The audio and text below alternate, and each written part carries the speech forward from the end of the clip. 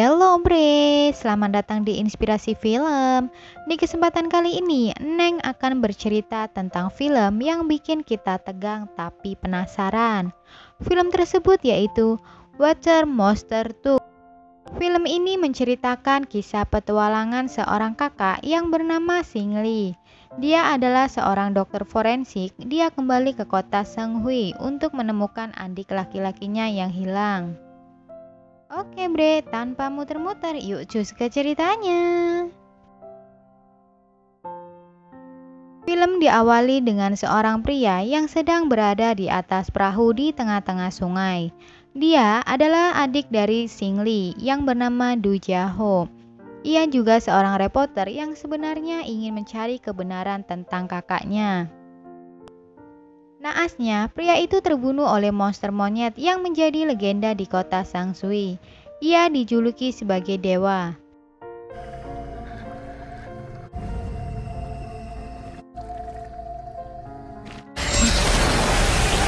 Sebelum Singli datang ke kota Sangsui, ia selalu mendapat surat yang kosong dan tidak tahu siapa yang mengirim surat itu. Tetapi seseorang tahu kalau ada tanda-tanda bahwa surat itu dikirim dari kota Sangsui. Dengan berbekal tekad yang kuat serta tembakan, akhirnya Singli datang ke kota tersebut untuk mencari keberadaan adiknya yang hilang. Saat sedang berjalan, Singli merasa heran karena melihat warga berkata maaf ke dewa monyet air.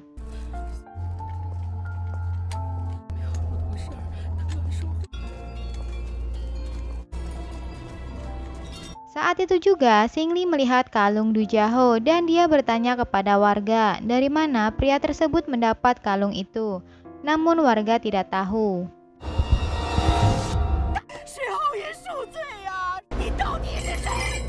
Kemudian, wali kota mengajak Singli ke rumah adiknya. Saat di perjalanan, wali kota menjelaskan kalau di kota itu memiliki adat istiadat yang tidak boleh mencela dewa monyet. Jika mencela, maka petaka akan datang.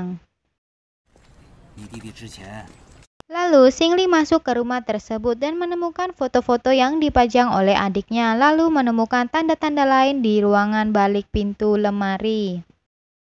Pada malam harinya, Singli mimpi buruk. Ia melihat Du Jiaho menangis. Dan saat terbangun, Singli melihat jejak kaki ke arah lemari. Ternyata ada seorang bocil yang ingin mengambil tembakan. Karena bocil itu sangat ketakutan dengan dewa monyet.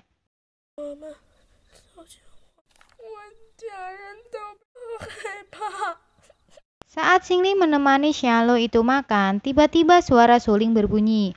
Bocil itu berkata bahwa suara itu pertanda monyet air akan datang.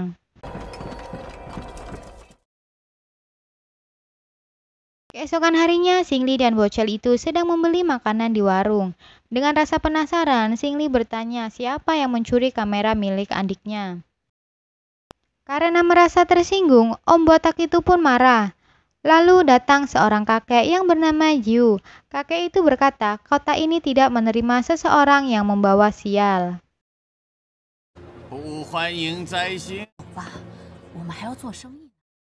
Di malam harinya, Om Botak itu datang untuk memberikan kamera.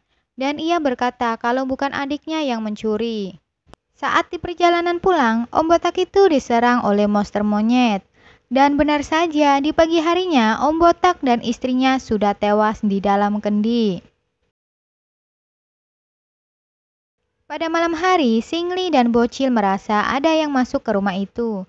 Bocil itu menyangka kalau monster monyet datang, tapi ternyata yang masuk itu seseorang yang membawa liontin. Kemudian di pagi harinya, Singli beserta Bocil datang ke tukang pembuatan liontin untuk menanyakan siapa yang membuat liontin tersebut. Namun, bapak itu tidak mau menjawab dan malah memohon untuk tidak mengganggu keluarganya. Kemudian mereka pulang, namun di perjalanan mereka diikuti wanita tunawicara. Wanita itu memberikan surat kepada Singli dan memberikan isyarat bahwa dialah yang menulis surat kosong itu dan yang membuat sesajen di sumur dekat rumah Singli. Lalu Singli pun penasaran dengan sumur tersebut. Mereka kemudian turun ke dasar sumur. Ternyata Bre, di dasar sumur itu terdapat mayat Du Jiaho, adik dari Singli. Singli sangat sedih melihat kondisi adiknya yang seperti itu. Ia pun berjanji akan menemukan kebenaran. Di sisi lain, wanita tunawicara itu sedang berlari ketakutan dan tiba-tiba dia dihadang oleh pria cabul. Namun nasib mereka apes karena diserang oleh monster monyet. Esok harinya, Singli dan Bocil mencoba pergi ke zona hitam di kota itu.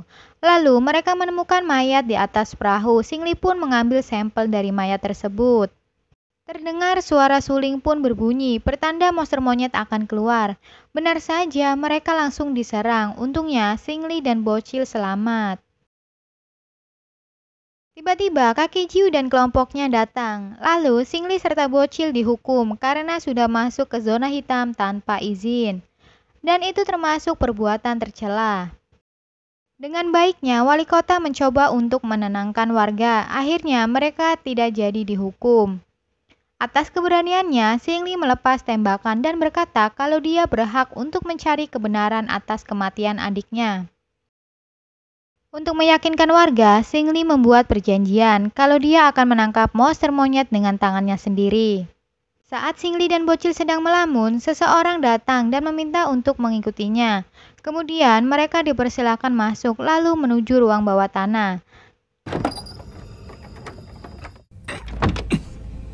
Ternyata di sana sudah banyak bapak-bapak yang ingin membantu dalam misi penangkapan monster monyet. Para bapak-bapak itu merasa sudah muak dengan apa yang sudah monster monyet lakukan, dari membunuh sampai menghilangkan anak-anak mereka. Kemudian bapak itu menjelaskan bahwa dulu pernah ada seseorang yang bisa menangkap monster tersebut, dan rumah tersebut telah peninggalan orang itu. Lalu bapak itu mengeluarkan petunjuk di dalam peti. Singli pun pergi lagi ke dasar sumur dan menelusuri lorong dan menemukan petunjuk. Saat membuka pintu itu, ternyata tembus ke rumah bapak-bapak tadi yang lagi menyusun strategi mesin.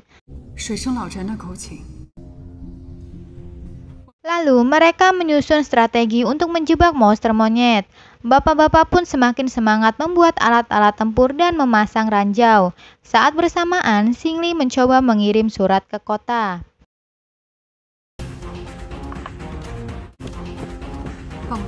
Di malam harinya, Singli bersiap untuk memancing monster monyet. Terdengar suara suling pertanda monster monyet akan datang. Benar saja, monster itu muncul dan langsung mendekati Singli. Tanpa basa-basi, Singli langsung menusuk monster tersebut. Sayangnya, monster itu mencabutnya, kemudian menyerang Singli. Bapak-bapak pun dengan sigap memancing monster dengan ranjau yang sudah mereka pasang.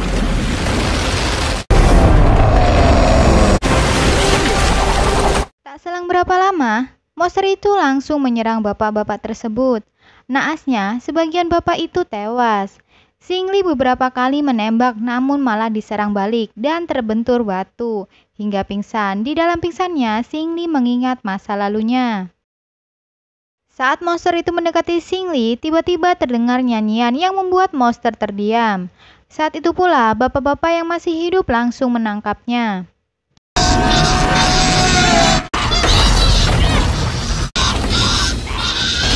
Kemudian monster monyet tersebut dibawa ke kuil. Terlihat wali kota sedang berbicara dan memuji para bapak-bapak. Di sisi lain, Singli tersadar. Saat bangun, bocil itu memberitahu kalau ada surat yang datang. Membaca isi surat tersebut, Singli menyadari bahwa dalang dari peristiwa itu semua ulah dari wali kota dan kakek Ju. Dasar aki-aki berulah. Kemudian, Singli meminta tolong ke bocil untuk pergi ke zona hitam bersama Paman Ci. Terlihat di kuil para bapak sudah tewas dan monster monyet pun lepas. Dan Singli pun dikurung karena sudah melanggar. Ternyata wanita yang di dasar sumur tersebut adalah ibu kandung Singli. Dan kini ia menjadi korban untuk persembahan monster monyet saat Singli masih dikurung. Singli pun kembali pingsan. Di dalam pingsan, lagi-lagi Singli mengingat masa lalunya.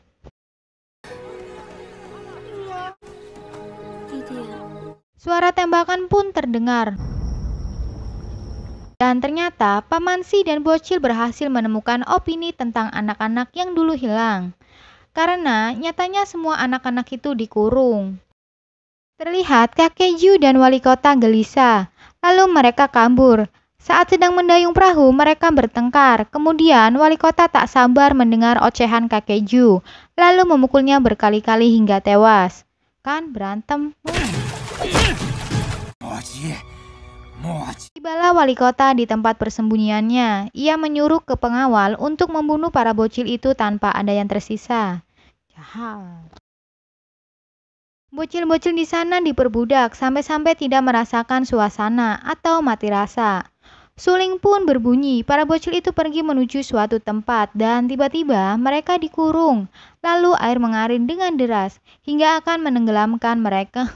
Kasihan banget. Di sisi lain, Singli sedang bertarung melawan para pengawal wali kota. Sampai akhirnya bertemu dengan wali kota yang akan memanggil monster monyet itu untuk menyerang Singli. Dan ternyata monster monyet itu adalah adik kandung Singli yang dulu pernah ditangkap atau dibunuh oleh wali kota. Karena adiknya memiliki kelainan. Saat wali kota menyuruh untuk menggigit Singli, monster itu berbalik menyerang wali kota sampai tewas. Syukurin.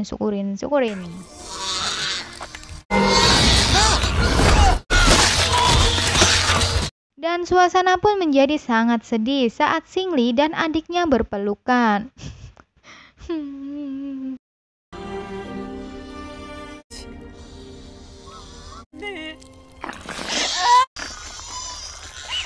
Lalu, monster itu bergegas pergi untuk menolong para bocil yang terjebak.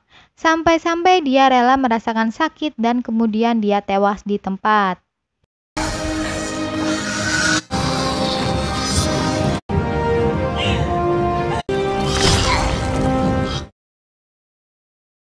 Dan akhirnya para bocil itu bertemu dengan orang tua masing-masing.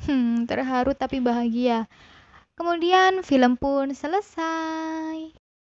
Jadi seperti itu ya Bre, rangkuman alur cerita dari Neng. Semoga kalian suka ya Bre.